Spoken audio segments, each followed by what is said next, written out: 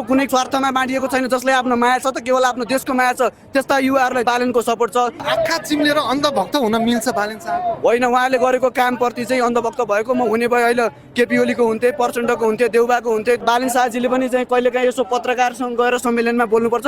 Totally status base चाहिँ हुनु भएन। काठमाडौँ महानगरको मेयरले यो देशलाई नै केही न केही सिकाइराख्नु भएको छ। मलाई खुसी लागेको छ है। हामी सयौँ बालेन जन्माउने कर्तव्यमा पनि छौँ। हामी विद्यालयमा गएपछि बालेन जस्तै नैतिकवान नेता जन्माउनको लागि पनि हामी चाहिँ लाग्नेछौँ। बालेन शाहले देश बनाउन सक्छन्? हो, बालेन शाहले देश बनाउन सक्छन् र भोलि बालेन शाहको सपोर्टमा म पनि आउँछु। बालेन दाईको काम दाम सम्पूर्ण भिजन अन्य व्यक्तिहरूको भन्दामा एकदमै प्रोफेसनली पनि उहाँ इन्जिनियर हो। जनताको हित र जनताको भलाइका लागि हरेक काम गर्ने एउटा युवा हो। म काठमाडौँ यो 22 दिनको बसाइमा धेरै घुमेँ। म 2 वर्ष अगाडि 4 वर्ष अगाडि आउँदाको काठमाडौँ र अहिलेको काठमाडौँ धेरै फरक देखेँ हेर्नुहोस्। किनभने हामीले गर्न खोज्यौँ भने चाह्यौँ भने गर्न नसक्ने केही नहुँदो रहेछ नि त होइन। काठमाडौँको सडकमा हेर्नुहोस्, मैले अहिले फोहोर डुङडुङती गनाइराखेको कहीँ पनि देखिनँ। हिँड्न पाइएको छ होइन। त्यही त्यो बस पार्क एरियामा पनि धेरै सफा, जहाँ बसेर खाजा खान पनि सकिने, खाजा खान पनि मिल्ने।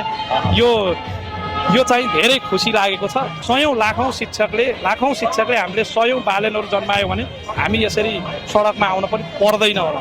काठमाडौँ मेयरका बालेन शाहको मातहतमा यदि यो शिक्षा ऐन हुन्थ्यो भने 100% आजसम्म यो शिक्षा ऐन फर्मल्ली लागू भएर सम्पूर्ण टिचरहरू चाहिँ काठमाडौँबाट आफ्नो कार्यमा बिजी हुन्थे। र अर्को कुरा, विद्यार्थीलाई पनि तनाव हुन्थेन।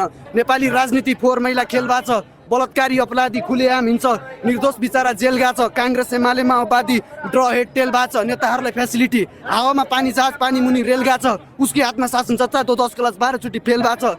काठमाडौँ महानगरले शिक्षा, स्वास्थ्य, रोजगारी सम्पूर्ण कार्यक्रममा बिस्तारै ब्यालेन्समा ल्याउँदैछ। र एजुकेसन सिस्टममा म चाहिँ काठमाडौँ मेयर बालेन शाहले स्कलरसिप प्रोभाइड गरिसक्यो भने स्कलरसिपमा पढ्ने विद्यार्थी म पनि हो। म पनि अध्ययन गरिरहेको छु। अहिले +2 मा अहिले मेरो इक्जामको अवस्था हो। भनेको काठमाडौँ महानगरपालिकाले दिएको छात्रवृत्ति अन्तर्गत पढ्दै हुनुहुन्छ। कस्तो छ पढाइ? बिबिचमा पैसा असुल्ने काम त गरेका छैनन्? पैसा असुल्ने काम गरेका पनि छन्। अरू म जस्ता लाटा सुझा विद्यार्थीले बोल्न डराएका छन्। यो कुरा महानगरपालिकासम्म पुर्याउनु भएको? यो कुरा मैले महानगरपालिकामा 3-4 चोटि पुर्याइसकेँ र शिक्षकसँग पनि मेरो विवाद भएको छ। काठमाडौँ महानगरपालिका भन्ने बित्तिकै यसो नेतृत्व गर्ने बालेन शाहको नाम आउँछ। हो। कस्तो छ बालेन शाहको काम, नाम के छ? ठिक छ? काठमाडौँ मेयर